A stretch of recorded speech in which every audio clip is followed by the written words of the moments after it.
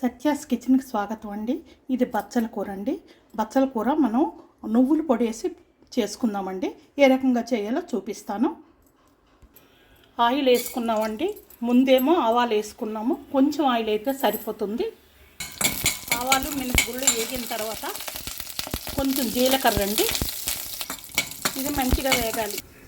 పచ్చిమిరపకాయలు, పచ్చిమిరపకాయ ముక్కలు, వెల్లుల్లిపాయలు, కరివేపాకు అండి. అవి వేగిన తర్వాత వేసుకోవాలి. కూరకి తగినంత. నువ్వుల పొడిలో కారము ఉప్పు ఉన్నదండి, అందుకని ఇందులో తగ్గించాను. ఇది మంచిగా వేగిన తర్వాత బచ్చల కూర అండి. ఉప్పు నీళ్ళతో శుభ్రపరిచేది. నువ్వుల పొడిలో ఉప్పు ఉందండి, అందుకే ఇందులో కొంచెమే వేస్తున్నానండి. ఆకుకూరలకి ఎక్కువ నూనె అవసరం లేదండి. ఆకుకూరలు ఎక్కువ గుండగా కోయకూడదండి. గుండగా కోస్తే దాని తాలూకా బలం అంతా పోతుందండి.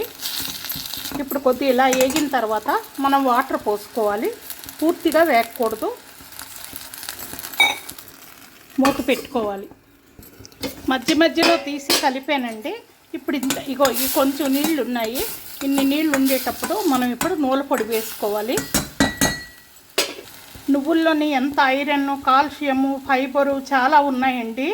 అయితే నువ్వులు ఒంటికి మంచిదని అందరికీ తెలుసు ఈ రోజుల్లో. ఇగోండి, నువ్వులు ఏ రకంగా ఒక రకంగా వాడాలి. మనం ఈ రకంగా వాడాలని లేదు. ఇంట్లో రోజు డైలీ కొన్ని నువ్వులు వాడుకోవాలండి. ఇది నువ్వుల పొడి అండి. కారం ఉప్పు వేసి వేపిసి చేసింది. ఇప్పుడేమో మొత్తం ఇది మా ఇంట్లో కూడా అయిపోయింది.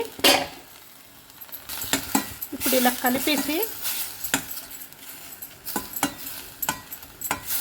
ఆఫ్ చేసేటివేనండి. ఆఫ్ చేసి మూత పెట్టేయాలి. అంతే, అయిపోయింది. బచ్చల కూర, నువ్వుల పొడి వేసిన కూర రెడీ అండి.